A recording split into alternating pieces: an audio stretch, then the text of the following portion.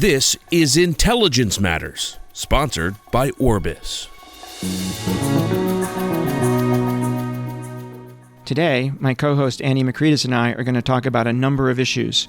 We're going to talk about the war in Gaza, we're going to talk about the war in Ukraine, we're going to talk about Taiwan, and we are going to talk about Venezuela, which doesn't get discussed anywhere near enough. We'll be right back after a break. I'm Michael Morell, and this is Intelligence Matters.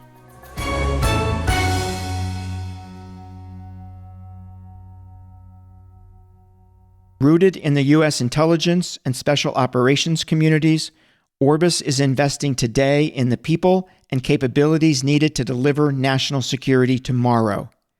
Data is everywhere and easy to acquire. The intelligence mission requires new thinking and new approaches to make the most of that data. That's where Orbis is making a difference. Unburdened by legacy business models, we're building the intelligence business of the future. We provide highly empowered, creative teams that deliver impactful outcomes and asymmetric capabilities for our clients worldwide. If you're looking for a strategic ally with experience navigating the complexities of the modern information environment, or if you envision contributing your unique experiences to elevate global security, then we're ready for you. Connect with us at intelligencematters@orbis.com. That's intelligencematters@orbis.com. Uncover the extraordinary with Orbis. Andy, how are you? Good, Michael. How are you? I've seen you in quite a while. I'm good. I've been doing a little traveling, both personally and professionally. I'm really looking forward to this chat. This is one of the podcast episodes that I like doing the best, when you and I just kind of sit back and talk. So I'm looking forward to that, and I hope our listeners are as well. But before we jump in, Andy, to talk about, the world, I just wanted to take a minute and promote my son Peter Morell's college football podcast, which he started a few weeks ago. It's called Third and 33. You can get it wherever you get your podcasts. It's once a week, drops on Fridays. It's a look back, it's a look ahead, and there's always an interesting analytic discussion. So the first week, he actually had me on talking about the quality of NFL quarterbacks based on where they're taken in the draft. And then just last week, he did a very interesting analysis of where does professional football talent come from in the country geographically. So there's some cool stuff like that. So there are patterns. He identified patterns. How yes, interesting. Absolutely. So if you're interested in college football, give it a listen. Does he make any predictions? He analyzes the game ahead, and then based on that analysis, he'll say, this is who I think is going to win and by how much. And then he grades himself the next week. And he's pretty hard on himself. So it's pretty cool. That's great. It's pretty cool. But by the way, before we talk about your more business trip, where did you go on vacation? We just went to the beach. Oh, okay. Yeah, to Bethany Beach. I thought you were going to as a Midwest or something, no? We're going to Columbus this weekend to an Ohio State game. Oh, great. Yeah, Luke and Peter and me. We have friends that have a beach house in Bethany, and we've been going there for years and years. Where'd you go? We went to Montana to go fly fishing. It was just really hot. We just hit it in a very hot week, which is not great for trout. So I'm going to blame it on the temperature and not on the skill of the fly fisherman. Well, you can always jump in the water if it's too hot. Well, you are standing in the water, yeah, right? Yeah. But not. It's not cold enough for the trout. So. Yeah. So, Andy, where do you want to start? So, why don't we start with? So, you just said you were just on a trip. I know you were in the Middle East. I think it'd be really interesting for the listeners for you to talk about the Middle East. What did you see and what did you hear? Yeah, because it was a multi-stop trip, I think, right? Yeah, multi-stop. Spent 2 weeks. I think it was 13, 14 days. Most of the discussion was about Gaza. Where are we? Where are we going? And I think, Andy, I'd start by saying to me, there does not appear to be any hope of a near-term ceasefire and hostage release. Just incredibly difficult negotiations. Parties that, for one reason or another, aren't ready at a particular moment. So that's kind of point one. Point two is my sense, based on my conversations, is that there is little thinking about the future. What should the future of the Palestinians look like? What are the steps required to get there? Some countries don't know what they want the future to look like, which is kind of interesting. Some have not. Some haven't even thought about it. Most of those that have are coming at it from what I would say is a very narrow definition of self-interest rather than, a broader definition of self-interest and, worrying more about tomorrow than, a decade from now sort of thing. And I found only a few folks with any interesting ideas. So I think we have a very long way to go before we get to any sort of political agreement. Is that so? The no hope statement that you made, is that the sort of the Arab consensus, or is that both the Arab side and the Israeli side saying sort of the same thing? Yeah, it differs, right? It differs a bit, but I'd say there's a that based on what I'm hearing, I think the chances of, number one, a ceasefire, hostage release, and number two, any sort of political, any sort of people coming together and saying, we agree on this kind of future, is just highly, highly unlikely. The piece about the future, this has always been a sticking point. There just doesn't appear to be, a reasonable solution that's within reach, without major concessions, right? Which is the hardest thing for people to do. But it is troubling to see to hear that people haven't even been really thinking about it, which is sort of what you said. Yeah, and the view, I think the other thing I'd say, Andy, is the view in the region is that the U.S. hasn't contributed their views on what the future should look like.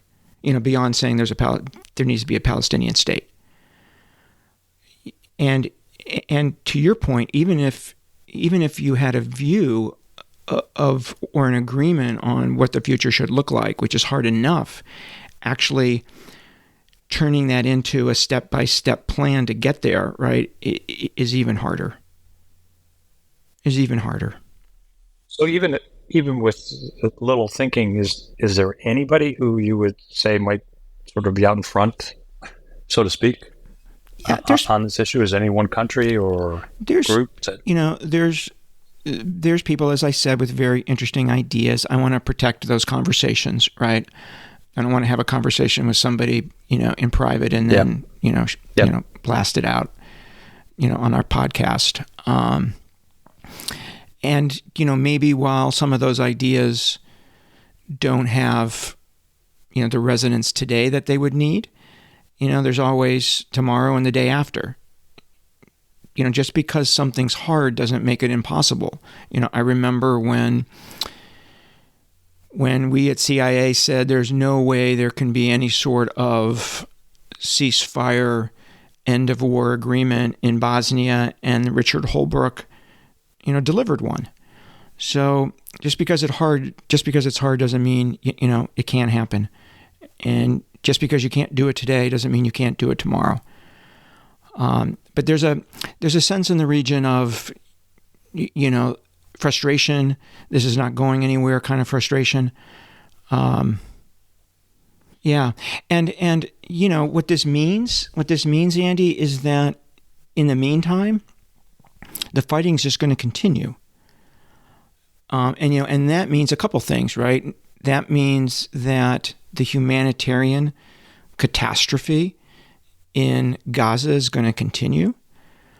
The humanitarian situation is bad. Today there is little aid getting into Gaza.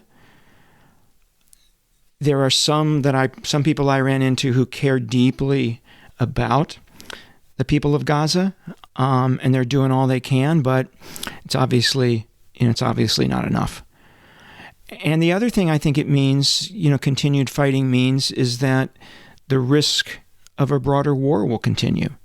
A broader war in the region between, say, Hezbollah and Israel, and even Iran and Israel and maybe the United States. So as long as, we're not coming to some sort of ceasefire political agreement, that risk remains. So on this last point that you made, if you zoom out a little bit, do you already see that there are, I hate to say winners, but looking outside just sort of what's going on between Israel and the Palestinians, do you see, people lining up as winners and losers, right? Yeah. I can imagine some people who think they're winning, right? Yeah. And, maybe Iran thinks they're a winner in this, or maybe you think differently, but... No, I do. I mean, I think, I think the big losers are easy, right? The big losers are Gaza, the Gazans, West Bank Palestinians. Israel is a big loser here. And quite frankly, the United States is a loser because we look impotent in guiding this, in a better direction. The winners, I agree with you. I think, one of the winners here is Iran.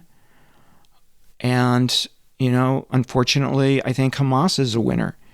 And the other militant groups, both in Gaza, there's actually 5 militant groups in Gaza, not just one. And I think militant groups in the West Bank as well. They're all winners. And that's not the outcome that any of us want, for the good guys to be the losers and, the bad guys to be the winners. Yeah, I'm curious, the people that you talk to, what did they say anything, or did they see or anything you can share? Did they see a role for China? I asked that question, and China's not a player. China's not trying to shape an outcome here. They're on the sidelines. At least the U.S. is in the game, not particularly effectively, but at least the U.S. is in the game. China's on the sidelines. It's really interesting because, their approach in sort of virtually every other part of the world is to, where they see a vacuum, step in. Yeah. So it's an interesting calculation that they think it's a quagmire. Yeah. And decide to stay away. Yeah. And they don't have a history, right, of playing in the diplomatic game. Yeah. So maybe they will someday, but not now. So, you travel to you've been traveling to the Middle East for a long time, back and forth. Yeah. So what's different? What's changed? I mean, you just talked a little bit about maybe how the U.S. is seen, but what other big dynamics? I'll tell you about my feelings. Right. That's maybe the only thing I can actually at the end of the day talk about. But I first went to the Middle East in 1998 with George Tenet. When I was his executive assistant, and I went with him. And I bet over the years I've gone 2 or 3 times a year. So that's a lot. 2024 to 1998 times 3 or 4, right? That's a lot of visits. And, Andy, a lot of good has happened in the Middle East over that time period.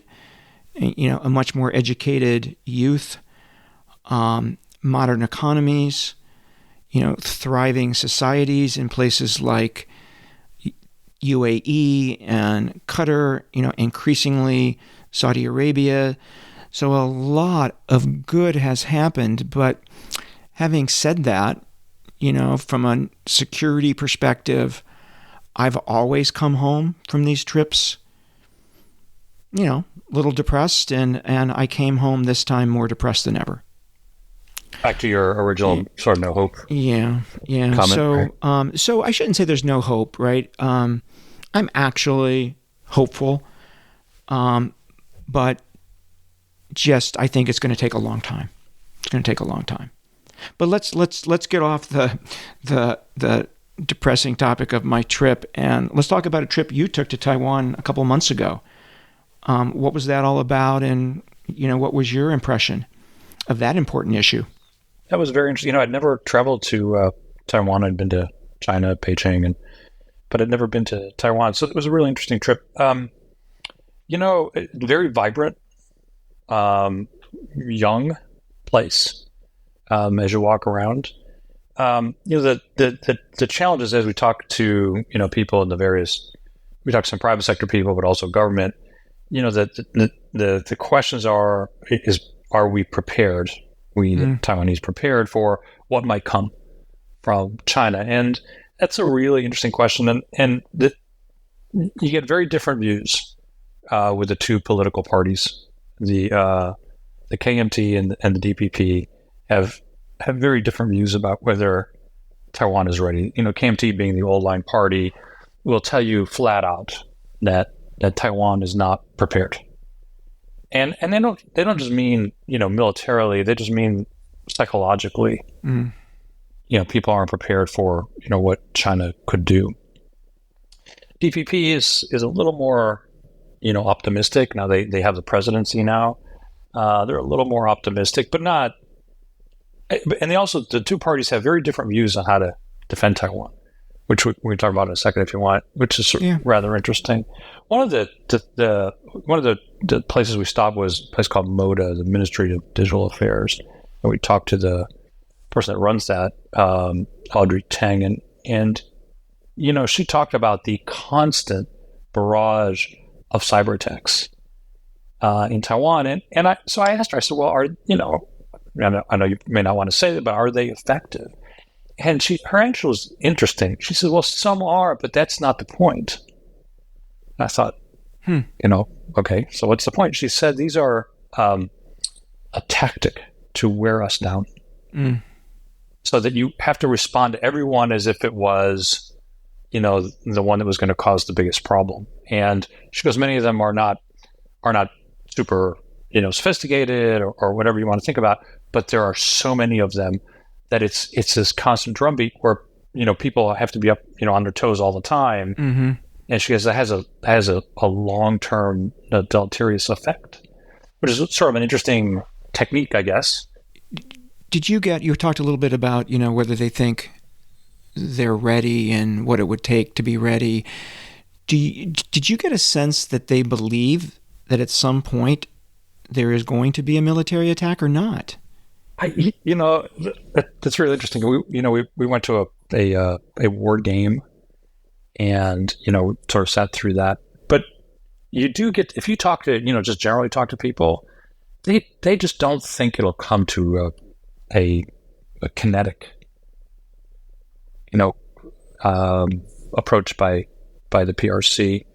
So I think that goes to sort of the KMT saying we're not ready because intellectually or psychologically, a lot of people just don't believe it's going to get to this. And they have some enormous vulnerability. Well, obviously an island, which is easier to defend, of course, than the big land border like, Russia, Ukraine. But everything has to be shipped in, and including energy. They rely on natural gas, liquefied natural gas. And if those shipments stop coming, they don't have a supply. They think they could get through maybe a month. And then all of a sudden the power starts to run out. There are a couple of relatively modern nuclear power plants that were being built, but they were shuttered because the DPP was a green party and didn't sort of believe in the nuclear energy thing. So they've got some coal, but not enough. So they're in a very tenuous situation when it comes to things like energy and communications and those kind of things. Where I think a lot of them believe that's where China could pull the string. Yeah. Just make things a little more difficult, but they don't think kinetic. And as I said before, the two parties are very different in their defense of Taiwan. Yeah. Talk about that a little bit. KMT is a bit more of the sort of the traditional. Let's buy more F-35s. Some more Abrams tanks. Surface-to-air missiles. Those kind of things. And these are broad characterizations, but I'm just sort of trying to make it digestible. And the DPP is bit more of the asymmetric approach. Matter of fact, the DPP calls it the porcupine strategy. So make it prickly enough that then an attacker will just say, Now, which is, I think, is where the U.S. is trying to push Taiwan, and right? the U.S. is along those lines, and I think it's also a little less confrontational for the PRC as opposed to providing, here's 10 new F-35s, for helping them with more asymmetric capabilities. I think that the most rational thinkers believe it's got to be some of both, right? It can't just, can't be all one or all the other. But a lot of those F-35s would not last. No more than a couple of days, I would imagine, in an all-out assault. Yeah, exactly right.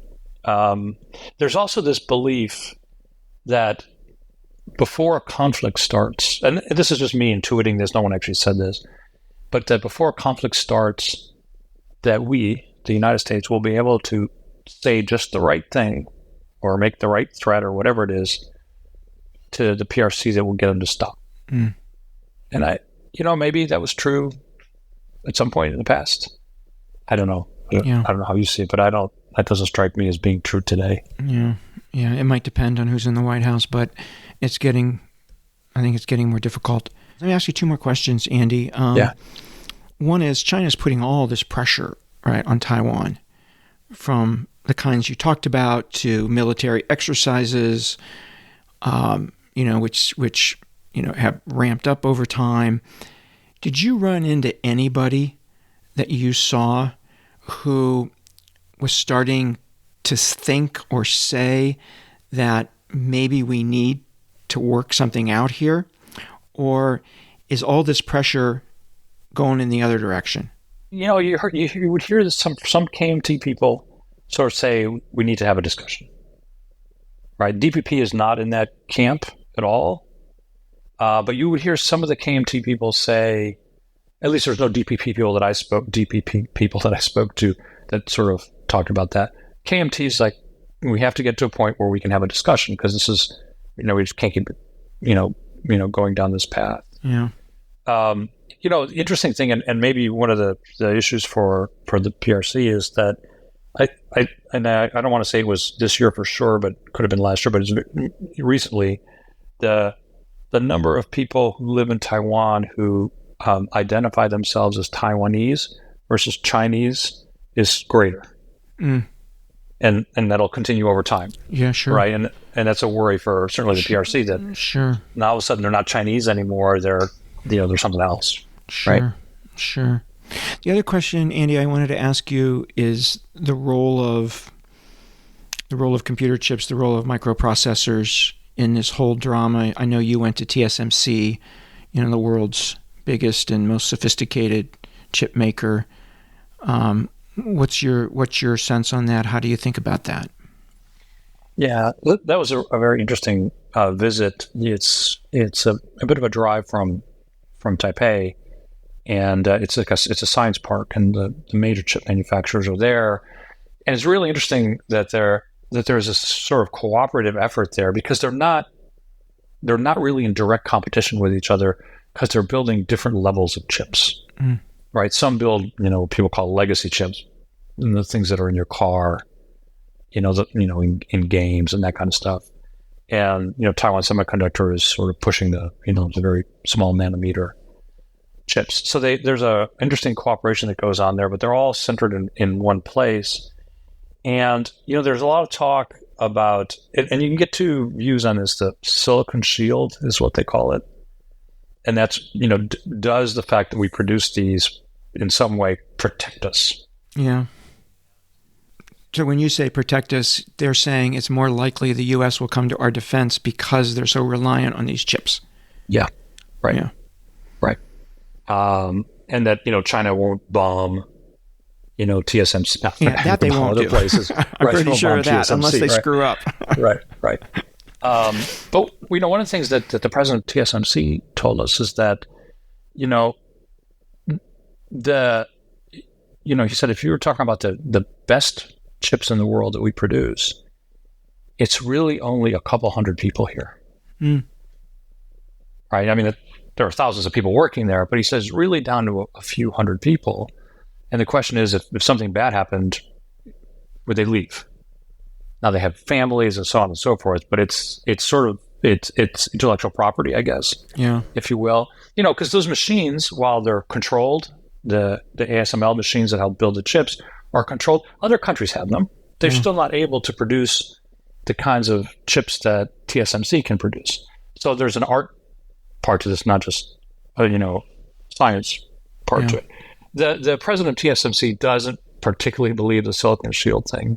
He's like, it can only go so far, but it's not what's going to necessarily save Taiwan.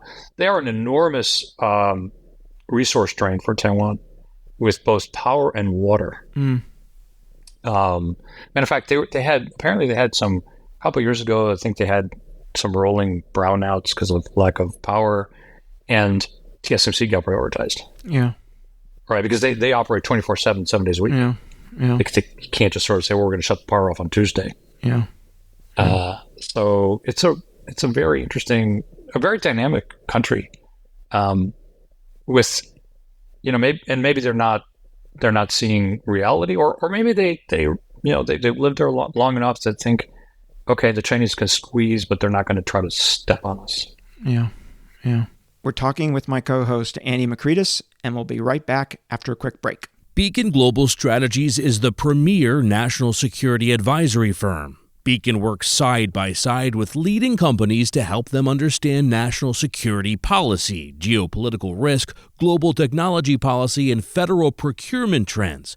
Beacon's insight gives business leaders the decision advantage. Founded in 2013, Beacon develops and supports the execution of bespoke strategies to mitigate business risk, drive growth, and navigate a complex geopolitical environment.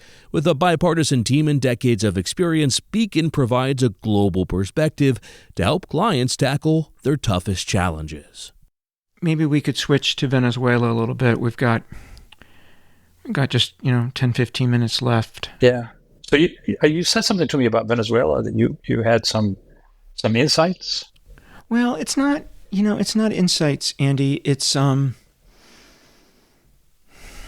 of, I've been watching this place for a long time.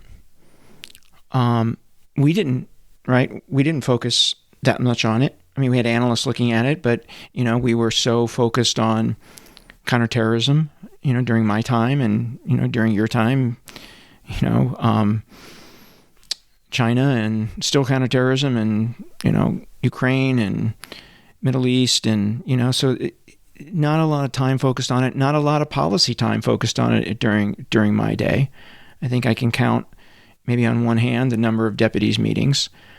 But it's a place that's very close to us. So, I spent a lot of time thinking about it. I have a dear friend who's a Venezuelan American who has actually been on our show and who, I talked to a lot about this. And, I just want to talk a little bit about it. We as a country are focused on tyranny in Russia, right, in Ukraine, to the point where we're giving military assistance to Ukraine. We're focused on challenging Chinese tyranny in South China Sea, to some extent in Taiwan, but there's real tyranny taking place, right here in our hemisphere, right in our neighborhood. That's essentially going unchallenged. And I think that's a big deal. I think that's a huge deal. Just 6 weeks ago, Venezuela had a presidential election, and all of the evidence shows that the opposition candidate, Edmundo Gonzalez, defeated the incumbent president, Nicolas Maduro, by a massive margin. He won over twice as many votes as Maduro. It was, I think the estimates are 67% to 30%. Just a massive landslide. But Maduro and his hand-picked electoral council and his hand-picked Supreme Court said that Maduro won by almost 10 percentage points. So just like that, an election was overturned. I've followed, like you, right, elections all over the world, for 45 years now, and this is without a doubt the most egregious electoral fraud that I've ever seen. Just massive. And this is, Andy, this is a crisis that has been ongoing for a long time. Venezuela has been in political and economic crisis for 2 decades now. It's brought on by both, ineptitude and kleptocratic management, of the state and policy. GDP today is 70% down since its peak in 2012. In the last 8 years, this is kind of amazing. In the last 8 years, 8.5 million Venezuelans have fled their country for both economic and political reasons. That's 30%, of the population 8 years ago. Massive. I don't think most Americans know any of this, right? You don't see this on the nightly news. You don't see this, on CNN. You just don't see this.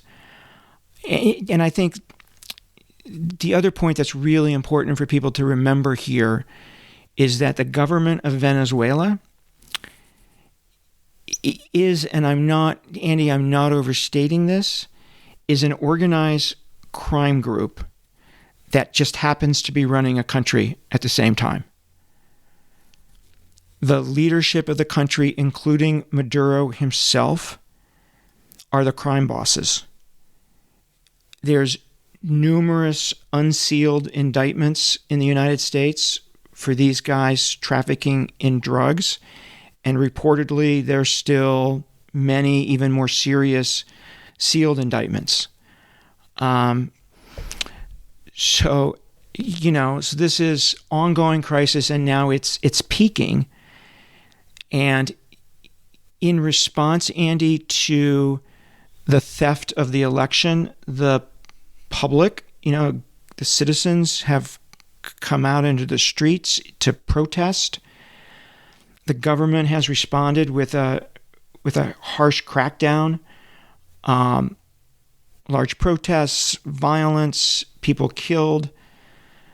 The regime accused the opposition candidate of crimes, and he has now fled to Spain. This is pretty bad. Internationally, different countries are backing different sides. So on the opposition side, the opposition candidate side are the U.S., the EU, and most of Latin America. And on the regime side, it's Russia, it's China, it's Iran, North Korea, and Cuba. So pretty interesting. Yeah, where all the autocrats are. Pretty differencing, right? And for all of the support to the opposition, there's a lot of talk, but there's not a lot of action, including by the United States. So what's happened? You're right. This doesn't make the news, or if it does, it's buried somewhere. But what's going on with the oil? With Venezuela's oil, is just the infrastructure has deteriorated? They're not actually. I mean, you give us an amazing number about where GDP had gone. Yeah. Well, what's happened with oil revenues? So Venezuela was a major oil producer a couple of decades ago. It's a heavy crude that needed processing. Yeah, and you don't need a lot of refinement, but they were still a large oil producer, and really through mismanagement, that production has gone way down, and the infrastructure has deteriorated. What's possible today. They have one of the largest oil reserves in the world, so there's a tremendous amount of potential there. Chevron, the U.S. company Chevron, does business there. They have a license to continue doing business there. There's been calls for the U.S. government to reverse that license and sanction more of the oil. The administration hasn't done that yet, but oil's a big part of the story here. Yeah. The number of people fleeing Venezuela, that's a startling statistic. Where are they going? So they're mostly to the United States? They're going to the region, right, and creating instability where they go in the region, and they're coming to the United States. Yeah. In fact, this might be a good place, Andy, to talk a little bit about why does this matter to the U.S., and that's on the list, right? So if you look at the southern border, Venezuelans are the leading group coming across the southern border. So, this matters directly to us, these people leaving Venezuela. Also matters, a little indirectly to us in terms of the instability that they're breeding, in the rest of the region when they show up in places like Colombia and Brazil and, other places in Latin America. So that's a big one, right? The flow of people. Another is that criminalization of the regime that we talked about. That has resulted in narcotics flows into the United States. That's where these indictments, come from. The Venezuelan regime is simply not turning a blind eye to this. They are involved in it. And these drugs come into the country and they hurt our youth and, kill our youth. So that's another reason, why it would be good to turn this, to help turn this country around. Another thing that matters to us is that Russia and Iran have taken advantage of the situation there to build a foothold in South America, with only one goal, right, which is to undermine the United States, which is to create havoc and undermine the United States. And by the way, Andy, Russia is in part responsible for this whole crisis, and that's a whole nother story you can tell. So they helped bring it about, 2 decades ago, and now they're benefiting from it from a national security perspective. Then another, I think, is the opportunity cost. Venezuela used to be the largest economy, most advanced economy, in the region. It's obviously not that anymore. If it could ever get back there, that would be a huge, huge economic opportunity for the United States, right? So there's an opportunity cost, And finally, Andy, the United States stands for democracy in the world, and you can't just say you stand for it, right? You actually have to do something to stand for it. We really undermine ourselves and that stated goal when we don't do something. Sadly, this is over long periods of time. The U.S. seems to, and it's not party specific, seems to not pay a whole lot of attention to what's going on, and other than right on the border, paying attention to what's going on in the rest of Central America, Latin America, South America. Yeah. It's a rather interesting phenomenon because they're the neighbors. Yeah. And we tend to pay the least amount of attention there. Yeah. So I think we need to do more, right? I'm not a policy person. You're not a policy person. Yeah. One of the things I learned in the sit room is that as hard as intelligence is, policy making is even harder. So I'm not going to pretend that I've got the answer here. It always strikes me when people, including former intelligence officers, write 8-paragraph, 800-words op-eds, claiming to be able to solve, Ukraine or Taiwan or, whatever. So it's really hard.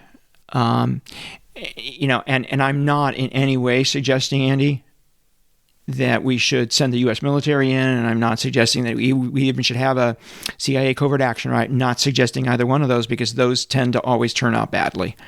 So I'm not suggesting that. But we do, I think, need to do more. Your point was a really good one that, you can't just say you're for democracy. You actually have to prove that you're, for democracy. Yeah. Do you want to turn a little bit here in the last few minutes we have to Ukraine?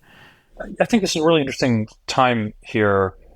We're quickly moving into the mud season, coming up with rains, which tends to really freeze things before the real freeze happens in December. Then tanks and other vehicles can move across. So, and I know that President Zelensky is coming to the U.S. sometime this month to present his victory plan to our president. I'm not sure I wonder what that looks like. But, there was that David Ignatius article yesterday or the day before, that said, Ukraine can't win a war of attrition. I couldn't agree more. I mean, they've done an amazing job until now. They've surprised the Russians, and the Russians have had to adapt to Ukrainian tactics. But is that any more true? Does that any more? Is that David's point? I think the world of David. But is David's point that they can't win a war of attrition more true today than it was 6 months ago or a year ago? Yeah, I just what I think is that the mass will, the mass that the Russians can put on target here, including Vladimir Putin sort of increasing the size of the standing armed forces to almost to the second largest army in the world now. Again, the quality is a big issue, but I think over time the mass wins. Yeah, and the Ukrainians wins right. Wins not taking over Ukraine. No.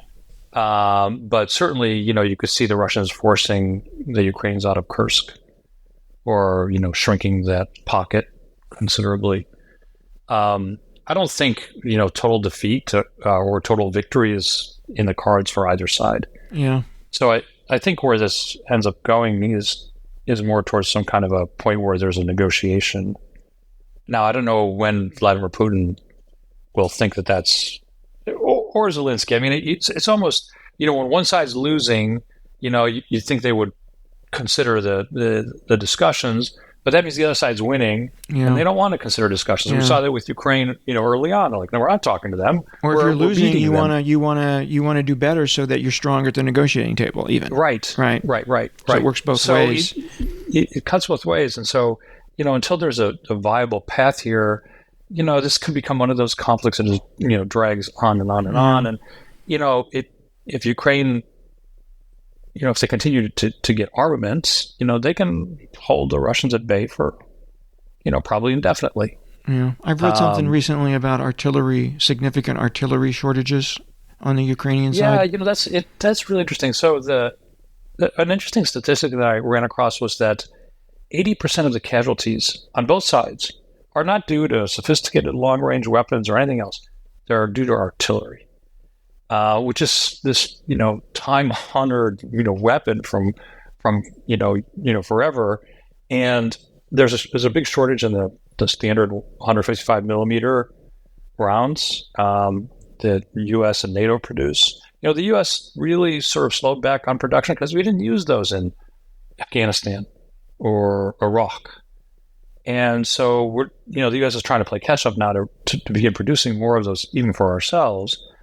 But there are days when the Ukrainians are firing between 5,000 and 10,000 artillery shells a day, and the U.S. at the moment is only producing 30,000 or 40,000 per month. Yeah. And so you quickly can see that maybe the most potent weapon on the battlefield is where Ukraine is going to have a problem. And if they, artillery can stop the tanks, can inflict damage, casualties. So I think it's going to be a real challenge, but I think ultimately it's going to be a negotiation that no one's going to like. Yeah.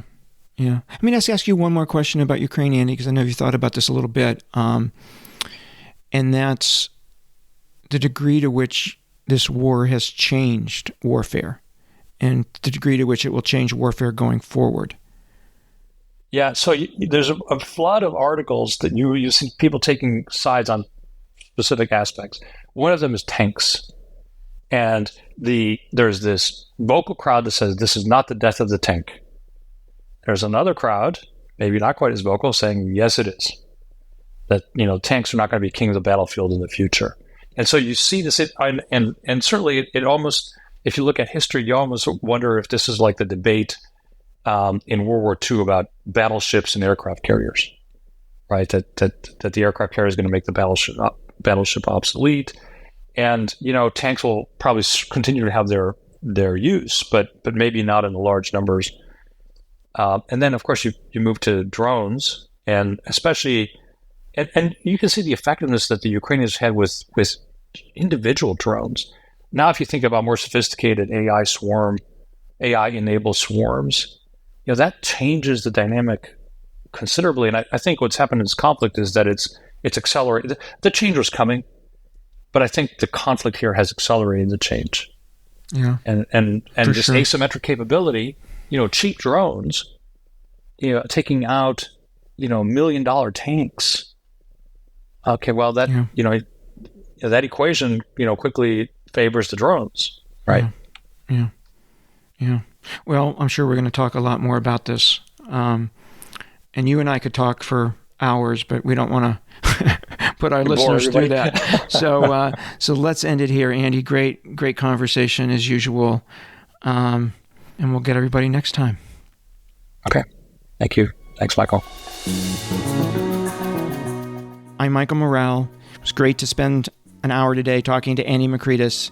We'll be back next week with another episode of Intelligence Matters.